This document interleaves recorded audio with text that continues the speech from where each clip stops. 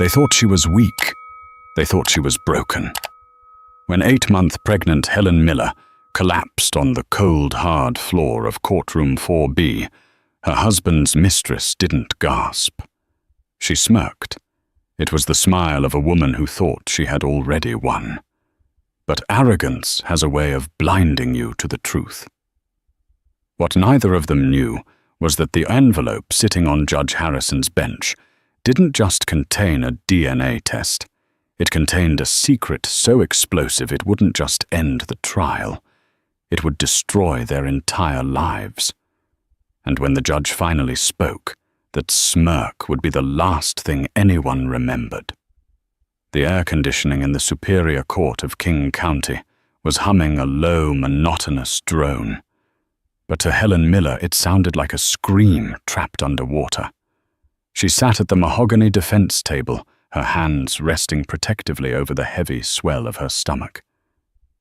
8 months. She was 8 months pregnant with a child that her husband, David, was currently trying to argue wasn't his. Across the aisle, the atmosphere was entirely different. It smelled of expensive cologne and victory. David sat there, looking every inch the aggrieved victim in his charcoal Armani suit, the same suit Helen had picked out for him for his brother's wedding 3 years ago. Back when they were happy. Back when David and Helen was a sentence that didn't end in a question mark. Next to him sat Chloe Reynolds. If Helen was a portrait of exhaustion, swollen ankles, dark circles under eyes that had cried too many tears, and a maternity dress that had seen better days, Chloe was a magazine cover. She was 24, radiant, and currently wearing a white blazer that looked suspiciously like a bridal cut. She wasn't supposed to be sitting at the counsel table. Usually mistresses were relegated to the gallery, but David had insisted she was his emotional support and a key witness to Helen's alleged instability.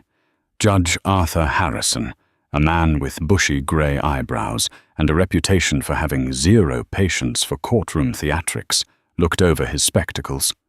He shuffled the mountain of paperwork in front of him. "Mr. Sterling," the judge addressed David's lawyer, a shark of a man named James Sterling, who charged more per hour than Helen used to make in a week. "We are here to determine the preliminary custody arrangements and the motion to dismiss spousal support. You may proceed." Sterling stood up, buttoning his jacket with a confident snap. "Thank you, Your Honor. We intend to prove that Mrs. Miller is not only unfit to parent the unborn child due to severe psychological instability, but that she has also engaged in a pattern of deceit regarding the paternity of said child to entrap my client into financial servitude." Helen felt a sharp kick against her ribs. Even the baby hates him, she thought, wincing. "Objection." Helen's lawyer, a court-appointed attorney named Linda Greason, said half-heartedly. Linda was overworked and underpaid, and she looked as tired as Helen felt. "There is no evidence of instability." "On the contrary," Sterling smirked, pulling out a tablet. "We have text messages, witness testimony from Ms. Reynolds, and financial records showing Mrs. Miller's erratic spending and violent outbursts." Helen gripped the edge of the table. Violent outbursts. The most violent thing she had done in the last 6 months was throw a Tupperware container into the sink when she found out David had emptied their joint savings account to buy Chloe a convertible. She looked at David. "Look at me," she begged silently.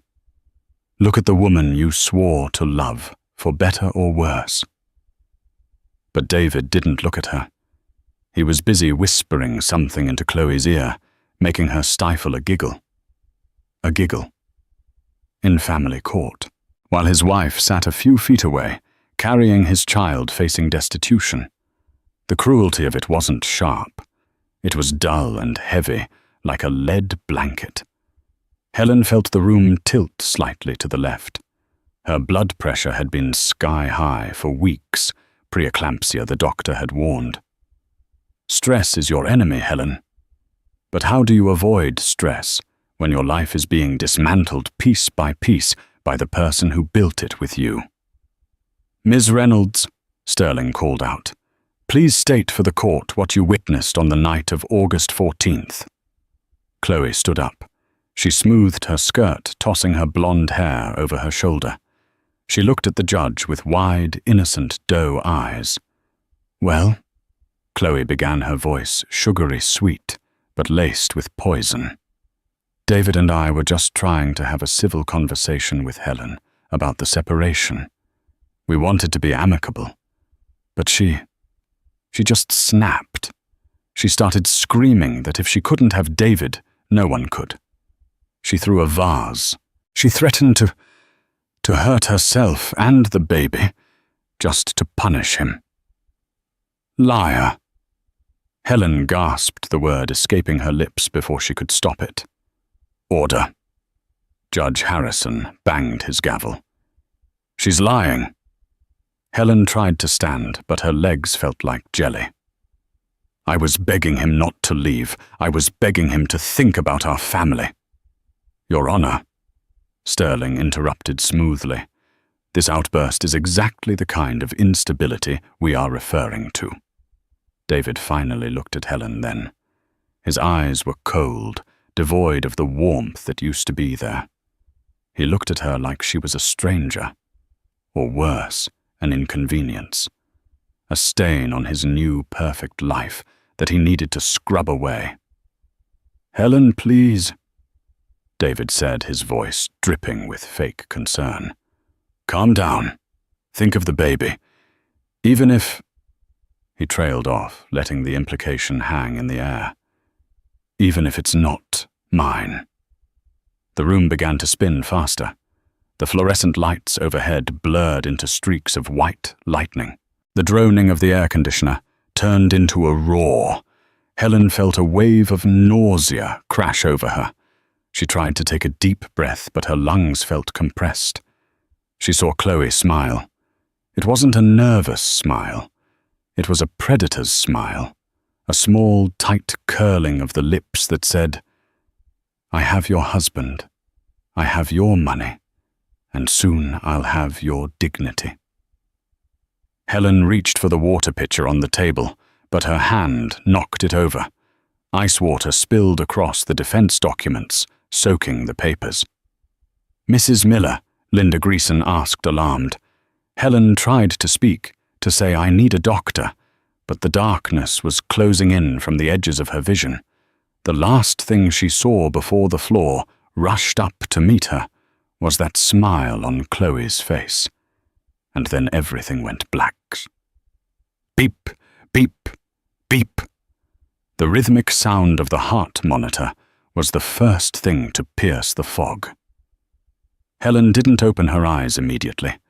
For a blissful second, she forgot where she was. She forgot the court, the betrayal, the smile. She just floated in the darkness. Then the memory hit her like a physical blow. Her eyes snapped open. She was in a hospital room. The lights were dimmed. A nurse was adjusting an IV drip next to her. "My baby." Helen croaked, her throat dry as sandpaper. The nurse, a kind-faced woman with Martha on her name tag, smiled gently. "Baby is fine, honey. Still cooking. But your blood pressure spiked dangerously high. You had a syncope episode, fainted. The judge suspended the hearing for 48 hours to let you stabilize." 48 hours. Helen closed her eyes. It was a reprieve, but a short one. Is my husband here?" she asked, hating herself for hoping. Martha's face tightened. There was a man and a woman. They stayed for about 10 minutes. The man asked if the baby was born yet, and when we said no, they left. Said they had a dinner reservation they couldn't miss. A dinner reservation. Helen turned her head into the pillow, letting the hot tears flow. David had met Helen in college. They had eaten instant noodles together in a dorm room, dreaming of the future. He had held her hand when her mother died. He had cried when they found out she was pregnant, after 2 years of trying. Who was this man? This monster who could leave his pregnant wife in the ER to go to dinner with his mistress. The door creaked open. Helen stiffened, expecting David, but it was Linda Greason, her lawyer. Linda looked more disheveled than usual, carrying a thick binder. "How are you holding up?" Linda asked, pulling a plastic chair up to the bedside. "I've been better," Helen muttered. "Did we lose? Did I ruin everything by fainting?" "No." Linda sighed, rubbing her temples. "Actually, it might have bought us the time we needed. But Helen, we have a massive problem. Sterling gave me the discovery files while the paramedics were loading you up. It's bad." Helen pushed herself up on her elbows, ignoring the dizziness. "How bad?" Linda opened the binder. "David isn't just going for custody. He's going for a scorched earth divorce. He's claiming you committed fraud." "Fraud?" "He claims you knowingly deceived him about your fertility treatments. He claims you used a donor without his consent because he was sterile from a childhood illness, which is a lie, by the way. We have his medical records, but he's forged documents saying otherwise. He's trying to say the baby biologically cannot be his." Helen gasped. "That's insane." "We went to the clinic together. Dr. Evans did the procedure with David's sample." "I know," Linda said grimly, "but Dr. Evans retired last month and moved to the Philippines. We can't reach him. And the clinic suddenly has corrupted pills for the month of your conception." Helen felt a chill that had nothing to do with the hospital air. "David paid them off.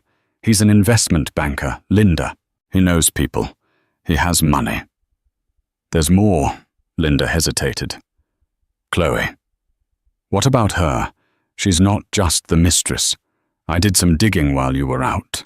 Chloe Reynolds is the daughter of Judge Harrison's former law partner. They play golf together. That's why she was so smug." Helen felt the blood drain from her face.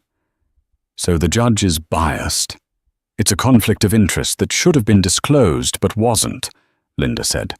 "If we call it out without proof, we look paranoid, and the judge will turn on us even harder.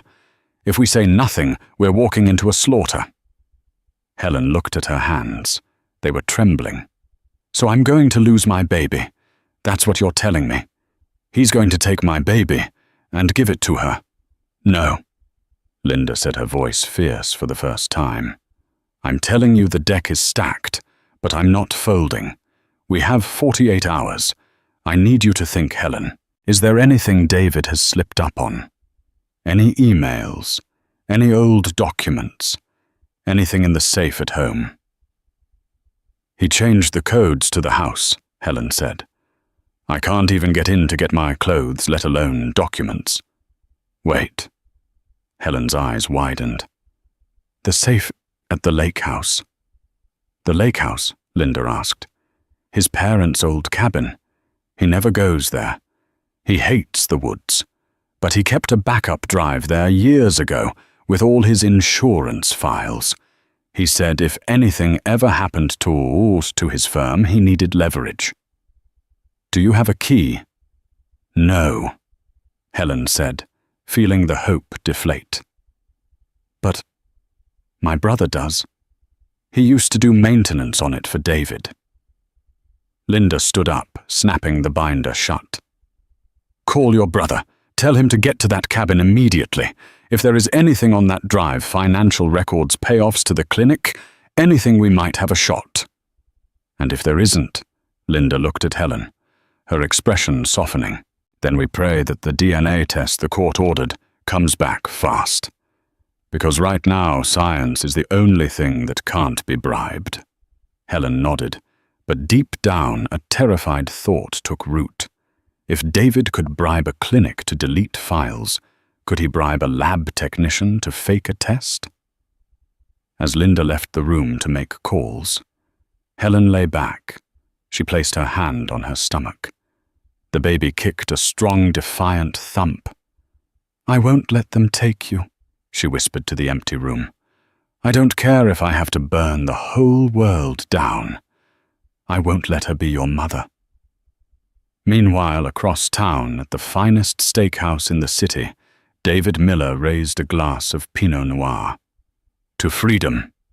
He toasted his smile, smooth and practiced. Chloe clinked her glass against his, her diamond bracelet sparkling under the chandelier. "To us," she purred. "And to Judge Harrison, being an old family friend." "Did you see her face when she fell?" "It was pathetic." "Don't worry about her," David said, cutting into his steak. "By Friday she'll be a memory, and we'll have the trust fund the baby unlocks." Chloe paused. "You're sure the DNA test won't be a problem?" David chuckled a low, dark sound. "I took care of it, babe. Money talks. The results will say whatever I want them to say." He took a sip of wine, confident, arrogant, and untouchable. But he had forgotten one thing: the lake house. And he had forgotten that a mother fighting for her child is the most dangerous creature on earth. The storm wasn't over. It was just beginning. The rain was coming down in sheets, turning the dirt road leading to the Miller family cabin into a sludge of mud and gravel. Mike Helen's older brother gripped the steering wheel of his battered pickup truck until his knuckles turned white. The windshield wipers were thrashing back and forth, fighting a losing battle against the storm, much like Helen was fighting a losing battle against her husband. Mike was a simple man. He was a mechanic who worked with his hands, loved his sister, and generally tried to stay out of drama. But when Linda Greason had called him, her voice trembling with urgency, telling him that Helen was in the hospital and David was trying to steal her life, a switch had flipped in Mike's chest. "You hurt my sister," Mike muttered to the empty cab, his jaw set. "You answer to me." The cabin loomed out of the darkness, a shadowy A-frame structure nestled deep in the pines. It was silent. No lights, no cars. David hated this place. He called it rustic hell, which meant he likely hadn't bothered to update the security system since his parents passed away. Mike killed the engine and grabbed a flashlight and a crowbar from under his seat. He stepped out into the deluge, the icy rain soaking his flannel shirt instantly. He didn't care.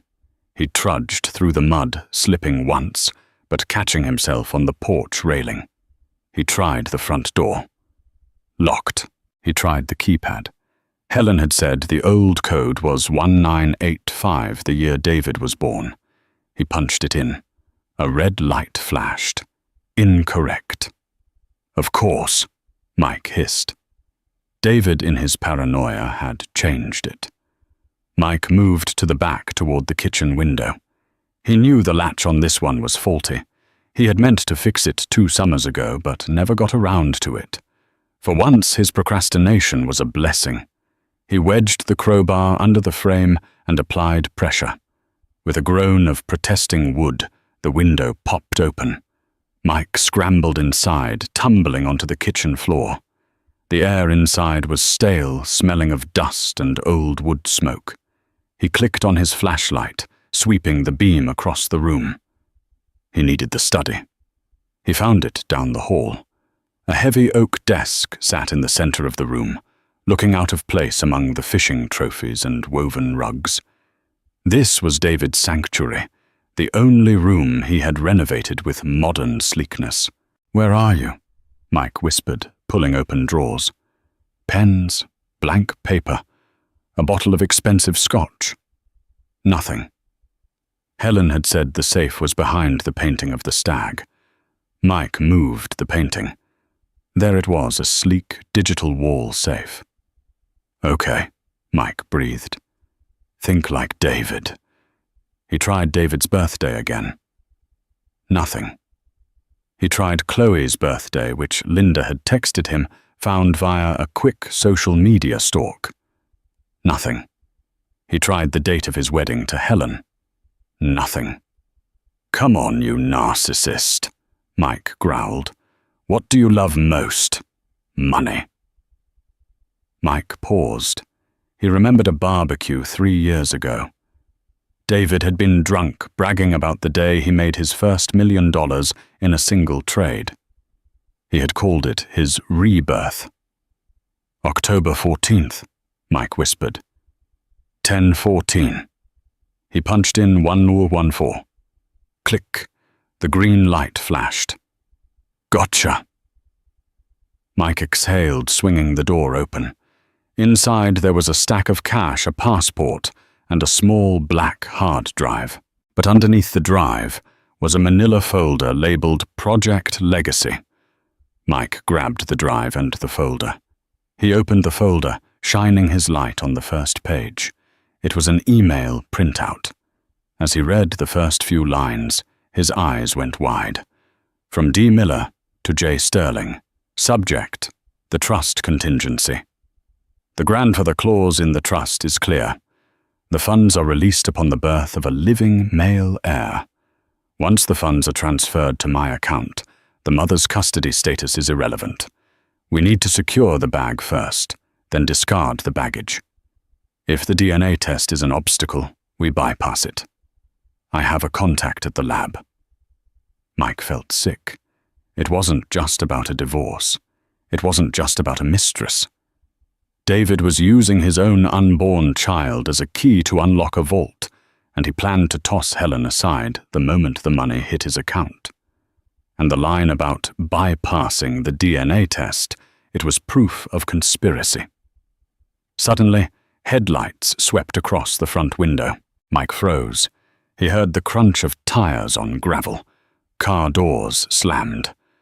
"I'm telling you I left the files here," a voice shouted over the wind. It was David.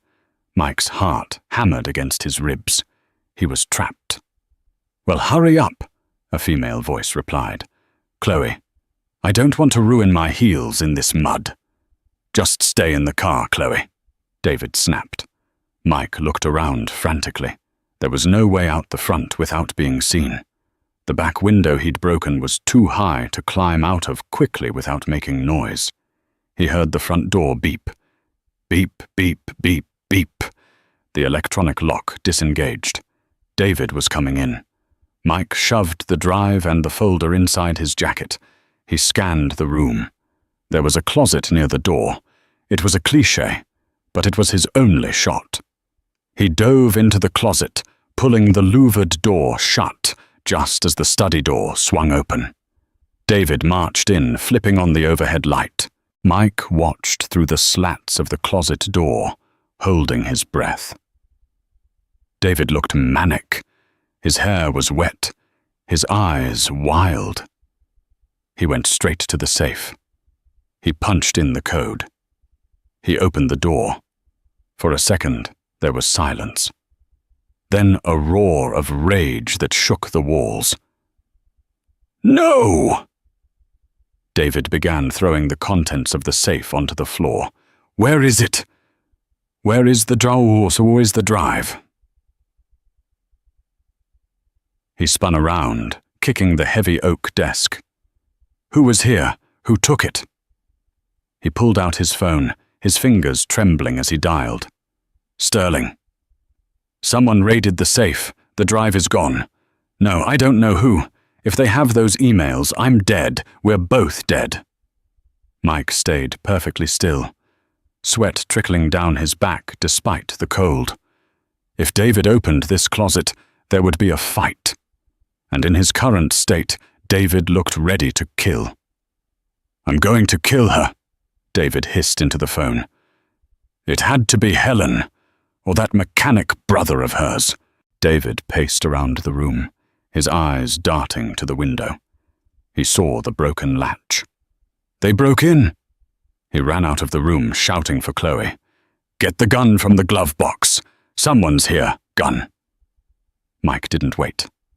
The moment David left the room, Mike burst from the closet. He didn't go for the window. He sprinted into the hallway, lowered his shoulder and crashed through the back door, splintering the wood near the lock.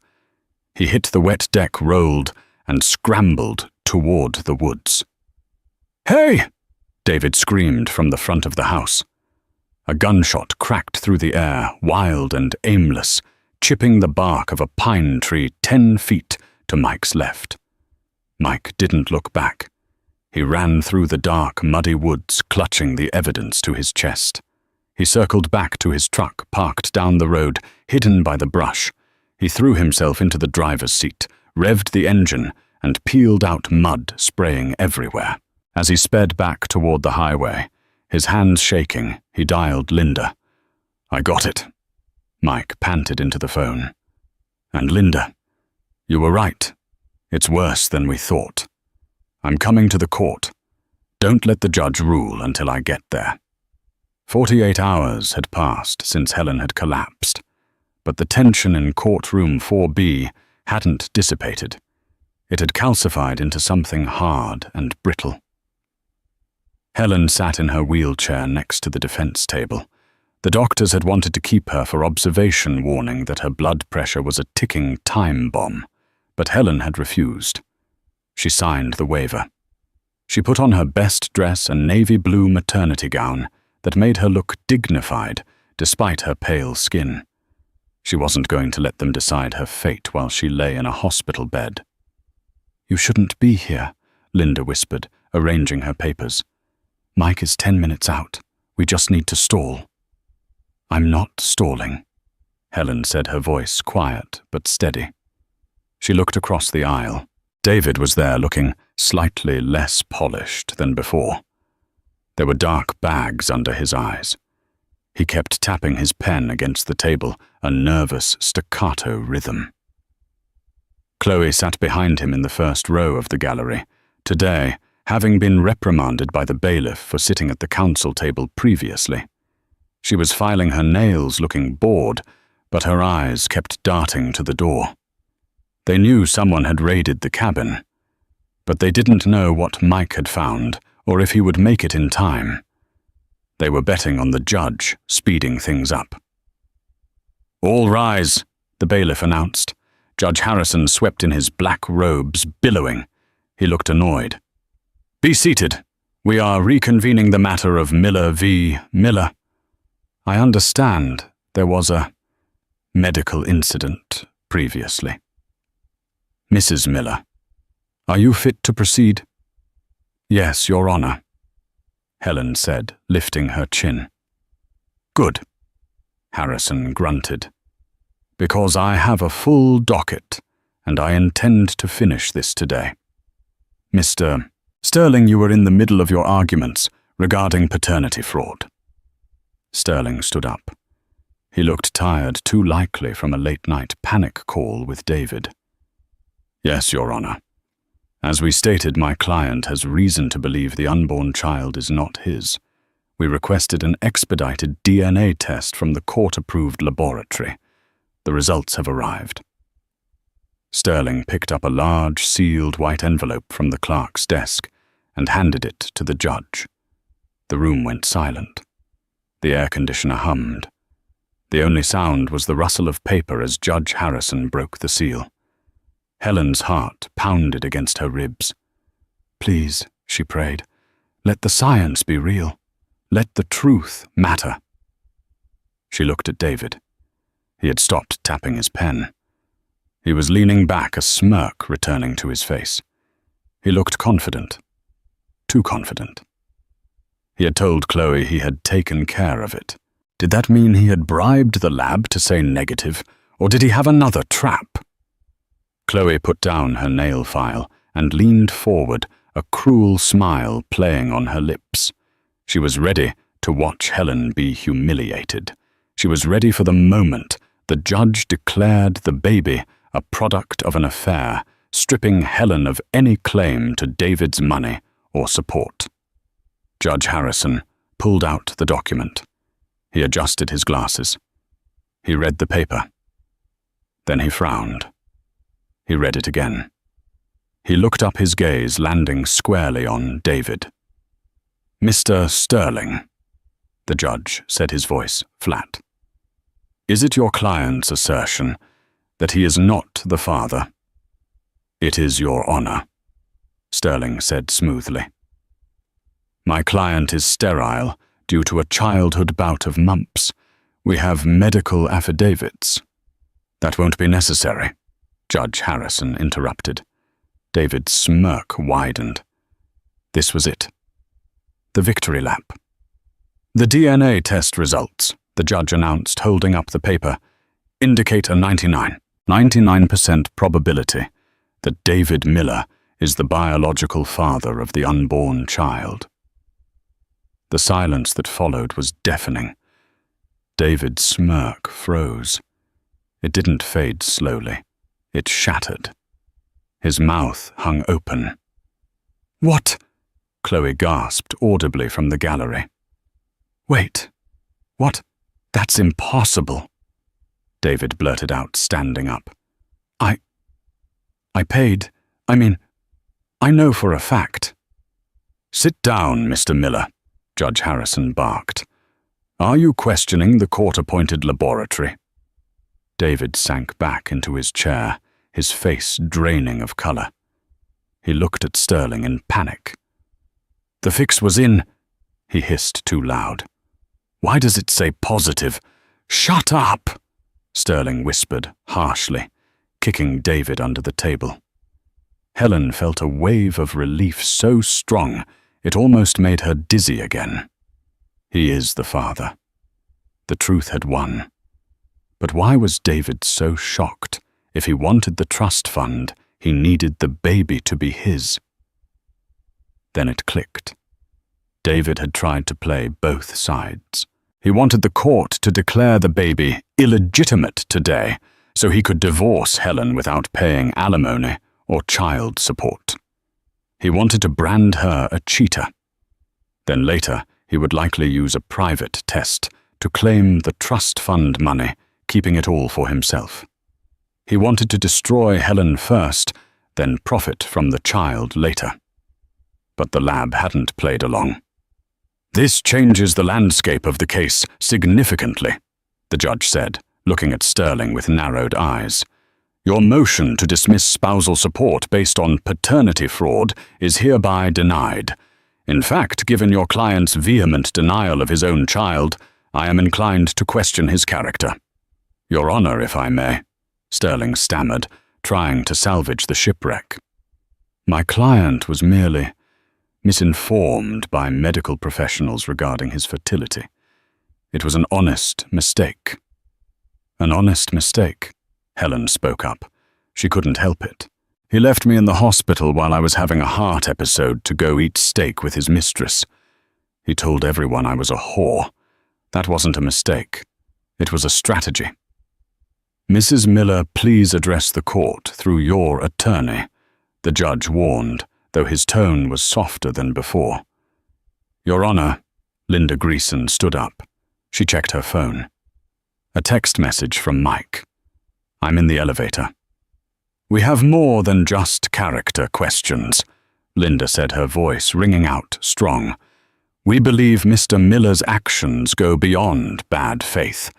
We believe they constitute criminal conspiracy. Objection, Sterling shouted. Unfounded accusations. Not unfounded, Linda said, pointing to the double doors at the back of the courtroom. We have the receipts. The doors burst open. Mike stood there, chest heaving, dripping wet mud caked on his boots. He held a black hard drive in one hand and a stack of soggy papers in the other. He looked like a wild man, but to Helen, he looked like a guardian angel.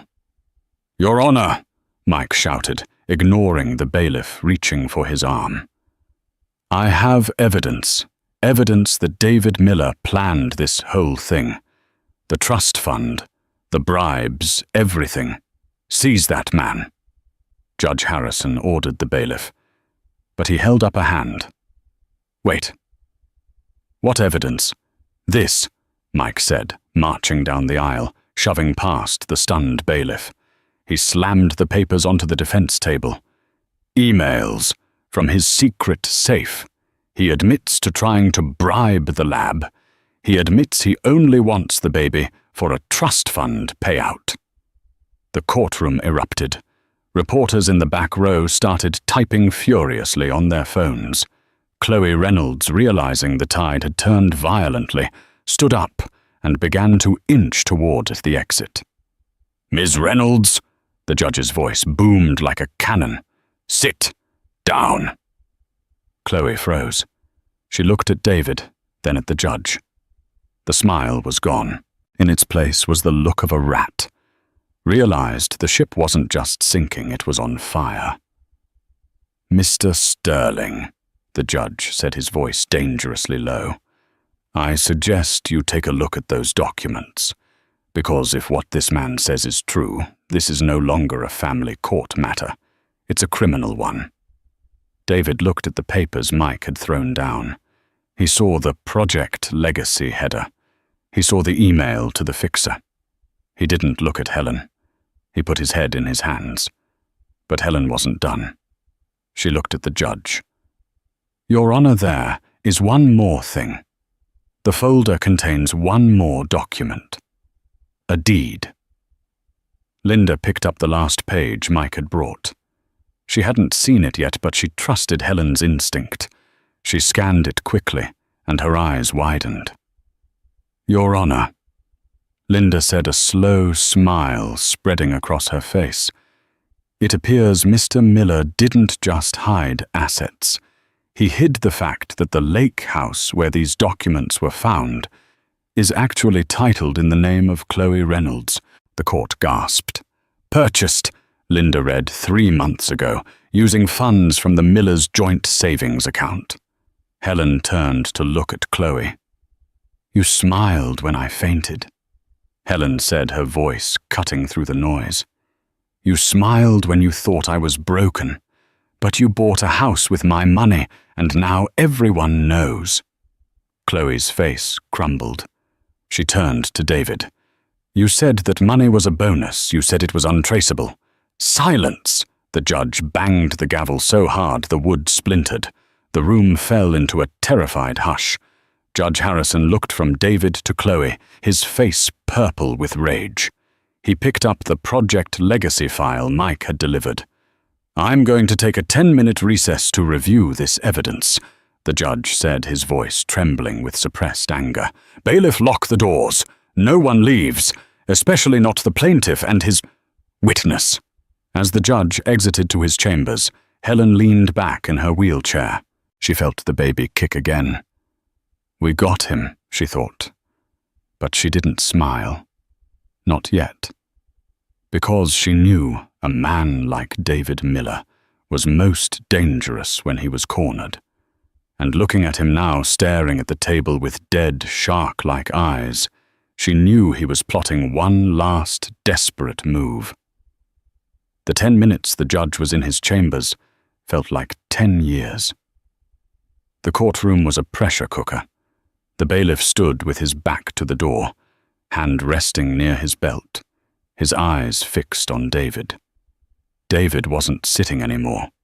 He was pacing a tight circle behind the defense table, his hands running through his hair, messing up the perfect gel job. He looked like a trapped animal.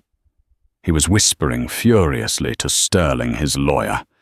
"You said it was handled," David hissed, his voice cracking. "You said the guy at the lab took the crypto." "Shut up, David," Sterling snapped back, no longer bothering with professional courtesy. He was sweating profusely, wiping his forehead with a silk handkerchief. "If those emails are real, you didn't just implicate yourself. You dragged me into a conspiracy charge. I'm not going to prison for your trust fund." "You work for me." David jabbed a finger into Sterling's chest. "Not anymore," Sterling said, shoving David's hand away. He began packing his briefcase with shaky hands. "I'm filing a motion to withdraw as counsel the second the judge gets back." Helen watched them from her wheelchair. It was pathetic. The two men who had terrorized her for months, who had made her feel small and powerless, were now turning on each other like wolves over a scrap of meat. She looked at Chloe. The mistress was sitting alone in the gallery, clutching her designer purse. She wasn't looking at David. She was looking at the exit sign. She had realized, perhaps for the first time, that being the other woman in a high-stakes game meant you were also the most expendable piece on the board. "All rise!" the bailiff bellowed. The door to the chambers opened, and Judge Harrison emerged. He didn't walk. He stormed. His face was a mask of cold fury. He carried the file Mike had delivered in one hand and the DNA test in the other. He sat down, not bothering to arrange his robes. He stared out at the courtroom for a long, terrifying moment. When he spoke, his voice was dangerously quiet. "In my 30 years on the bench," Judge Harrison began, "I have seen custody battles turn ugly. I have seen parents lie. I have seen them hide money. But never have I seen a display of such calculated malice and criminal intent as I have seen today." He held up the emails. "Mr. Sterling," the judge said, "you are an officer of the court. These emails suggest you facilitated a bribe to a medical official to falsify a genetic test. Is that correct?" Sterling stood up, his knees visibly knocking. "Your Honor, I had no knowledge of the specific content of my client's communications. I would like to formally request to withdraw from this case immediately due to ethical conflicts." "Denied," Harrison snapped. "You will remain seated until I am finished. The Bar Association will deal with you later." The judge turned his gaze to David. It was a look of pure disgust. "Mr. Miller, you attempted to defraud this court. You attempted to disown your own biological child for financial gain. You emptied marital assets to purchase real estate for your paramour while your pregnant wife faced eviction. And according to these documents, you planned to use the trust fund payout to, and I quote, starve Helen out until she signs away rights." David opened his mouth to speak, but the judge silenced him with a raised hand. "Silence, I have read the correspondence regarding the fixer at the lab. It seems you paid $50,000 to have the results altered to negative. However, the judge paused, a grim satisfaction in his eyes. It appears your fixer got cold feet, or perhaps he simply took your money and reported the real results anyway. The test I hold in my hand, which confirms you are the father, is valid." Helen let out a breath she didn't know she was holding. David had been scammed by his own scam. "Furthermore," the judge continued, looking toward the gallery, "Ms. Reynolds." Chloe jumped as if she'd been electrocuted. Yes. "I'm aware that your father and I were partners years ago," Harrison said, his voice hard. "I assume you thought that connection would buy you leniency in my courtroom. You were mistaken. The deed to the lake house proves you are in possession of stolen marital assets. That makes you an accessory to fraud." Chloe burst into tears. "I didn't know. David told me it was his bonus money. He told me Helen didn't want the house." "She's lying!" David shouted, slamming his hand on the table. "She picked out the house.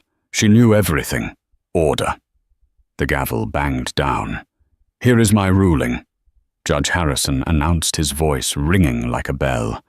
"First, David Miller is adjudged to be the father. Child support will be calculated based on his actual income, including the hidden assets revealed in these files, not the fraudulent tax returns he submitted. Second, full legal and physical custody of the unborn child is awarded to Helen Miller on a temporary basis, pending a criminal investigation into Mr. Miller. Mr. Miller is granted no visitation rights until he undergoes a psychological evaluation and the criminal charges are resolved. Third, the motion to sell the marital home is denied. Helen Miller is granted exclusive use and possession of the residence immediately missed. Reynolds, you are ordered to vacate the lake house within 24 hours and surrender the keys to Mrs. Miller's attorney. The deed will be frozen. And finally, the judge looked at the bailiff, I'm referring this entire file, including the evidence of bribery, perjury, and grand larceny, to the district attorney's office.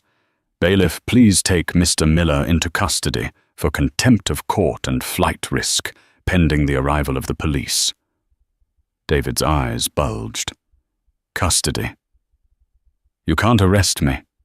I'm a partner at Goldman & Sachs. I have a meeting at 3. You're going to miss it, Judge Harrison said dryly. The bailiff moved fast. He pulled David's arms behind his back. The click of the handcuffs echoed through the silent room.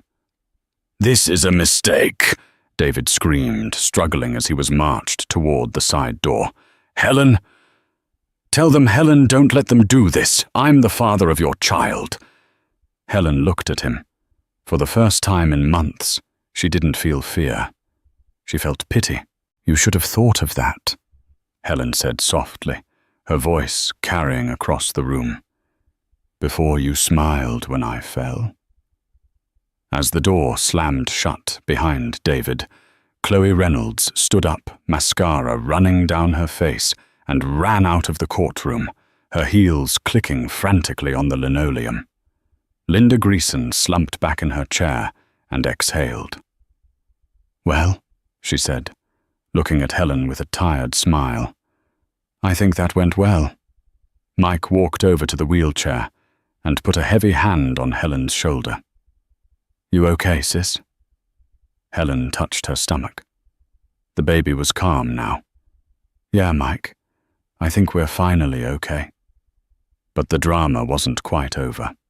As they would soon find out, David Miller wasn't the type of man to go down without trying to burn the building down with him. The adrenaline began to fade as Helen was wheeled out of the courthouse, replaced by a bone-deep exhaustion. The rain had stopped, leaving the pavement slick and black, reflecting the grey sky. I'll bring the truck around, Mike said, pulling his hood up. You wait here under the awning with Linda. Helen nodded. She took a deep breath of the damp air. It tasted like freedom. For the first time in 6 months, she didn't have to worry about where she would sleep or how she would buy diapers. She had the house. She had the custody. She had safety. You know, Linda said, lighting a cigarette with trembling hands, I've been practicing family law for 15 years. I've never seen a judge throw the book at someone that hard. Harrison was insulted personally. David has a way of making people hate him, Helen murmured. Just then a sleek red convertible screeched to a halt right in front of the courthouse steps. It was Chloe's car, or rather the car David had bought her. Chloe jumped out. She looked wrecked. Her bridal white blazer was stained with rain, her hair was a rat's nest, and her eyes were wild. She spotted Helen and Linda and marched up the steps. Linda stepped in front of Helen immediately. Ms. Reynolds, I highly suggest you get back in your car, unless you want me to call the bailiff back out here. I need to talk to her, Chloe shrieked, pointing a manicured finger at Helen. This is all your fault. My fault, Helen asked, wheeling herself forward slightly. You slept with my husband. You helped him hide money. You sat there and laughed while he tried to convince a judge I was crazy. How is this my fault? He lied to me too. Chloe sobbed, her anger suddenly collapsing into hysteria. He told me he was leaving you anyway. He told me the trust fund was just to secure our future. Now the judge says I have to leave the lake house. I moved all my stuff in there. I gave up my apartment. That sounds like a personal problem, Linda said coldly. You don't understand, Chloe pleaded, looking at Helen. He put the mortgage in my name, but he promised to make the payments. If he's in jail and his assets are frozen, the bank is going to come after me. I'll be bankrupt. I'll lose everything. Helen looked at this young woman. She was beautiful, yes, but she was also foolish and greedy. She had gambled on a man who viewed people as possessions, and she had lost. "Chloe," Helen said, her voice steady. "David used us both. The difference is I did everything I could to save my family. You did everything you could to destroy it. Help me," Chloe begged. "Tell the judge I didn't know about the fraud. Please, if I testify against him, will you help me keep the house?" Helen stared at her. The audacity was breathtaking. "The house," Helen said, "was bought with the money meant for my son's education. It was bought with the savings my mother left me when she died. No, Chloe, I won't help you keep it. I'm going to sell it, and I'm going to put every penny back into the account where it belongs." Chloe's face twisted into a snarl. "You vindictive Hey!" Mike's voice boomed across the lot. He had pulled the truck up and saw Chloe screaming. He jumped out, looking menacing in his wet flannel and grease-stained jeans. "Is there a problem here?" Chloe looked at Mike, then at Linda, then at Helen. She realized she had no allies here. "I hope the baby keeps you up all night," Chloe spat, turning around. "I hope you die alone." She stomped back to her convertible, gunned the engine, and peeled out of the parking lot, nearly clipping a police cruiser that was pulling in. The police cruiser stopped. 2 officers got out and headed toward the courthouse entrance. They weren't there for a traffic violation. They were there for David. "Looks like his ride is here," Mike said grimly, watching the officers enter the building. Helen felt a strange sensation. It wasn't joy. It was closure. The man she had loved was gone, replaced by a criminal who was about to be processed into the system. "Let's go home, Mike," Helen said. "I'm tired." Mike helped her into the truck. Linda leaned in through the window. "I'll handle the paperwork for the house transfer tomorrow," Linda said. "Go rest. But Helen, change the locks. Seriously." "I will," Helen promised. As they drove away, Helen looked back at the courthouse. She saw the police officers escorting a man in a suit out the side door. His hands were cuffed behind his back. He was looking down at the ground. It was David. He looked up as the truck passed. Their eyes met for a split second through the rain-streaked glass. In his eyes, Helen saw no remorse. She saw only anger and fear. He shouted something, but the glass muted it. "What did he say?" Mike asked, glancing in the rearview mirror. "I don't know," Helen said, turning facing forward. "And I don't care." She placed her hand on her belly. The nightmare was over, or so she thought. But as Mike turned onto the main highway, Helen's phone buzzed. It was a text message. It was from an unknown number. Helen opened it. Her blood ran cold. "The trust fund has a fail-safe. If I go to prison, the money doesn't disappear. It goes to the secondary beneficiary. Check the clause, Helen. You didn't win. You just started a new war." Helen dropped the phone. "What is it?" Mike asked, alarmed by her pale face. "The trust," Helen whispered. "Who is the secondary beneficiary?" She grabbed the folder Mike had stolen, flipping frantically to the last page of the legal jargon she hadn't read yet. Clause 14b. In the event of the primary beneficiary's incarceration or death, all assets shall transfer immediately to the custodial guardian of the eldest living male heir, provided that guardian is not the current spouse. Helen read it again. The legalese was tricky, but the implication was terrifying. If David went to prison, the money wouldn't go to him. But it wouldn't go to Helen either because she was the current spouse. It would go to... She scanned down. Transfer to the designated alternate guardian, Mrs. Eleanor Miller, David's mother. The woman who had hated Helen since the day they met. The woman who had told David that Helen wasn't breeding stock. The woman who had millions of her own and a team of lawyers that made Sterling look like an amateur. David had set a trap even for his own failure. If he couldn't have the money, he made sure it went to the one person who would use it to take the baby away from Helen. Helen looked at Mike. "Drive faster." "Why?" "Because David's mother is coming." Helen said, her voice trembling. "And she makes David look like a saint." The war wasn't over. The players had just changed, and the stakes had just gotten higher. The stress of the text message did exactly what the doctors had feared. By the time Mike's truck hit the city limits, Helen was doubled over in agony. Her water broke on the I-5 interchange. "Hold on, Helen," Mike yelled, weaving through traffic like a stunt driver. "I'm not delivering this baby in a Ford F-150. They burst into the emergency room of St. Jude's Hospital 20 minutes later. Helen was wheeled straight into labor and delivery. The pain was blinding, but through the haze her mind was fixated on one thing, Eleanor. David's mother was coming. 2 hours into labor, the door to her delivery room swung open. It wasn't a nurse.